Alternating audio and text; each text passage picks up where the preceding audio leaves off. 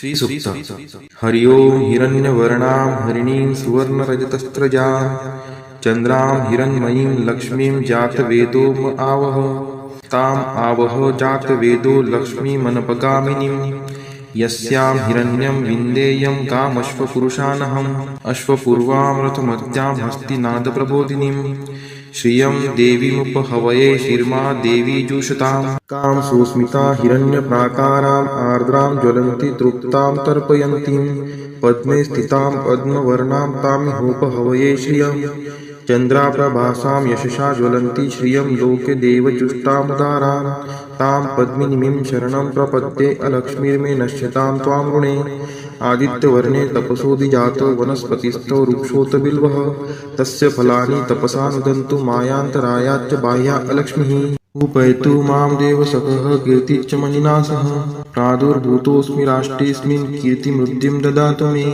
क्षुत्पिपासामलां ज्येष्ठाम् अलक्ष्मीं नाशयाम्यहम् अभूतिं समृद्धिं च सर्वा निर्नुद्मे गृहात् गन्धद्वारां दुराधर्षां निष्टपुष्टां करीषिणीम् ईश्वरी सर्वभूतानां तामिहोपहवये श्रियं मनसः काममाकुतिं वाचः सत्यमशीमहि पशूनां रूपमन्नस्य मयि श्रीशयतां यशः कर्दमेन प्रजागुता मयि सम्भवकर्दम श्रियं वासय मे कुले मातरं पद्ममालिनीम् आपः स्रजन्तु स्निग्धानि चिक्लितवसमे गृहे नीचदेवीं मातरं श्रियं वासय मे कुले आर्द्रायः कर्णीं यष्टिं सुवर्णां हेमालिनीं सूर्यां हिरण्मयीं लक्ष्मीं जातवेदो म आवह आर्द्रां पुष्करिणीं पुष्टिं पिङ्गलां पद्ममालिनीं चन्द्रां हिरण्मयीं लक्ष्मीं जातवेदो म आवह तां म आवह जातवेदो लक्ष्मीमनपगामिनीं यस्यां हिरण्यं प्रभूतं गावो दाशोऽश्वान् विन्देयं पुरुषानहम्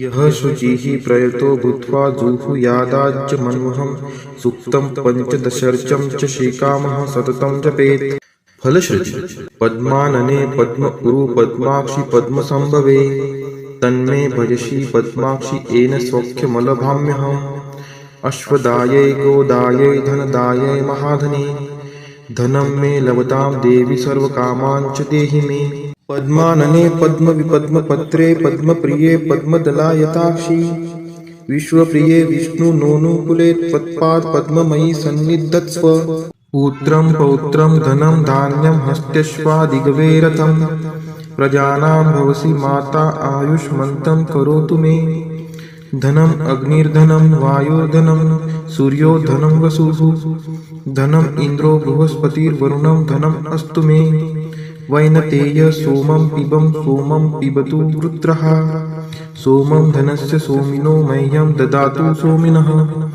न क्रोधो न च मात्सर्यं न लोभो नाशुभा मतिः भवन्ति कृतपुण्यानां भक्तानां श्रीसूक्तं जपेत् सरसीजनीलये सरोजहस्ते धवलतरांशुकगन्धमाल्यशोभे भगवती हरिवल्लभे मनोज्ञे त्रिभुवनभूतिकरी प्रसीद मह्यं विष्णुपतिं क्षमां देवीं माधवीं माधवप्रियां लक्ष्मीं प्रियसखीं देवी नामाम्यच्युतवल्लभां महालक्ष्मी च विद्महे विष्णुपत्नी च धीमहि तन्नो लक्ष्मीः प्रचोदयात् श्रीवर्चस्वम् आयुष्यम् आरोग्यमाविधात् शोभमानं महीयते धान्यं धनं पशुं बहुपुत्रलाभं शतसंवत्सरं दीर्घमायुः इति श्रीसूक्तम् वेङ्कटेशो वासुदेव प्रद्युम्नोमितविक्रम सङ्कर्षणो अनिरुद्धश्च शेषाद्रिपतिरेव च जनार्दन पद्मनाभो वेङ्कटाचलवासन सृष्टिकर्ता जगन्नाथो माधवो भक्तवत्सल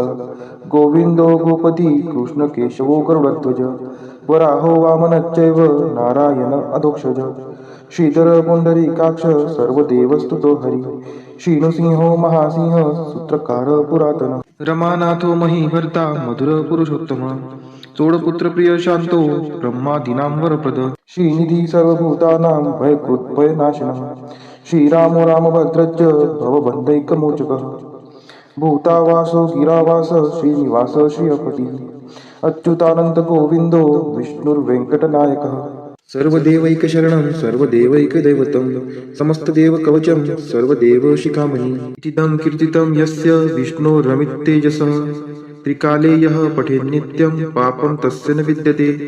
राजद्वारे पठेत् घोरे संग्रामे रिपुसङ्कटे। भूतसर्पपिशाचादि भयं नास्ति कदाचन। अपुत्रो लभते पुत्रान् निर्धनो धनवान् भवेत्। रोगातो मुच्यते रोगात् बद्धो मुच्येत बन्धनात्। यद्यदिष्टितमं लोके तत्तत् प्राप्नोत्य संशयः। ऐश्वर्यराजसम्मानं भक्तिमुक्तिफलप्रदं। विष्णोर्लोकैकसोपानं सर्वदुःखैकनाशनं। सर्वैश्वर्यप्रदं नृणां सर्वमङ्गलकारकं। मायावी परमानन्दं त्यक्त्वा व्यङ्कटमुत्तमं। स्वामी पुष्करिणीतीरे रमया सह मोदते। कल्याणाद्भुतगात्राय कामितार्थप्रदायिने श्रीमद्वेङ्कटनाथाय श्रीनिवासाय ते नमः। वेङ्कटाद्रिसमं स्थानं ब्रह्माण्डे नास्ति किञ्चन। वेङ्कटेशसमो देवो न भूतो न भविष्यति। इति ब्रह्माण्डपुराणे ब्रह्मनारद संवादे श्री वेङ्कटस्तोत्रं सम्पूर्णम्। ॐ नारायणाय विद्महे वासुदेवाय धीमहि तन्नो विष्णु प्रचोदयात्। ॐ नारायणाय विद्महे वासुदेवाय धीमहि तन्नो विष्णु प्रचोदयात्। ॐ नारायणाय विद्महे वासुदेवाय धीमहि तन्नो विष्णु प्रचोदयात्। ॐ नारायणाय विद्महे वासुदेवाय धीमहि तन्नो विष्णु प्रचोदयात्। ॐ नारायणाय विद्महे वासुदेवाय धीमहि तन्नो विष्णु प्रचोदयात्। ॐ नारायणाय विद्महे वासुदेवाय धीमहि तन्नो विष्णु प्रचोदयात्। ॐ नारायणाय विद्महे वासुदेवाय धीमहि तन्नो विष्णु प्रचोदयात्। ॐ नारायणाय विद्महे वासुदेवाय धीमहि तन्नो विष्णु प्रचोदयात्। ॐ नारायणाय विद्महे वासुदेवाय धीमहि तन्नो विष्णु प्रचोदयात्। ॐ नारायणाय विद्महे वासुदेवाय धीमहि तन्नो विष्णु प्रचोदयात्। ॐ नारायणाय विद्महे वासुदेवाय धीमहि तन्नो विष्णु प्रचोदयात्।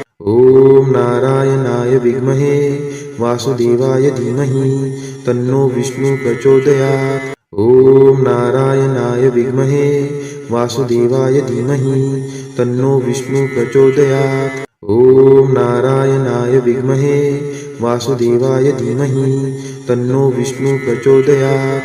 ॐ नारायणाय विद्महे वासुदेवाय धीमहि तन्नो विष्णु प्रचोदयात्। ॐ नारायणाय विद्महे वासुदेवाय धीमहि तन्नो विष्णु प्रचोदयात्।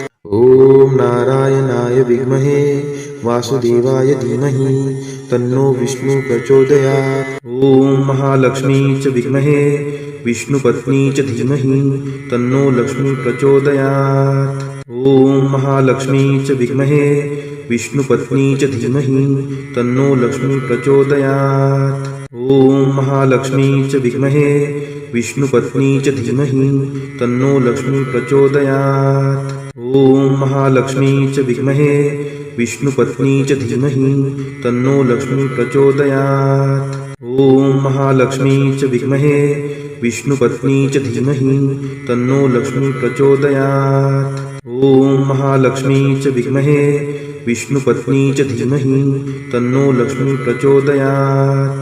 ॐ महालक्ष्मी च विद्महे विष्णुपत्नी च धीमहि तन्नो लक्ष्मी प्रचोदयात्। ॐ महालक्ष्मी च विद्महे विष्णुपत्नी च धीमहि तन्नो लक्ष्मी प्रचोदयात्। ॐ महालक्ष्मी च विद्महे विष्णुपत्नी च धीमहि तन्नो लक्ष्मी प्रचोदयात्। ॐ महालक्ष्मी च विद्महे विष्णुपत्नी च धीमहि तन्नो लक्ष्मी प्रचोदयात्। ॐ महालक्ष्मी च विद्महे विष्णुपत्नी च धीमहि तन्नो लक्ष्मी प्रचोदयात्। ॐ महालक्ष्मी च विद्महे विष्णुपत्नी च धीमहि तन्नो लक्ष्मी प्रचोदयात्।